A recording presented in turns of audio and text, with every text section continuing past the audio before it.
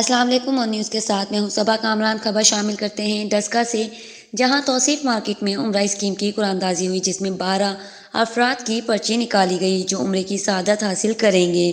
یہ اسکیم سالوں سے توصیف مارکیٹ کی عمرہ کمیٹی کے توسل سے جاری ہے، جس کی وجہ سے سینکڑوں افراد عمرے کی سعادت حاصل کر چکے ہیں۔ صدر توصیف مارکیٹ شہزاد انجم گوشی بٹ نے کہا، یہ کسی ایک افراد کی نہیں بلکہ پوری ٹیم کی کوشش سے اور اللہ کی توفیق سے ممکن ہے کہ ہم اس نیک کام میں وسیلہ ہیں، اور میرے ساتھی شیخ طارق جنرل سیکریٹری توصیف مارکیٹ اور عصمت اللہ نیازی کی بھرپور محنت سے آج کامیاب قرآن اندازی ممکن ہوئی۔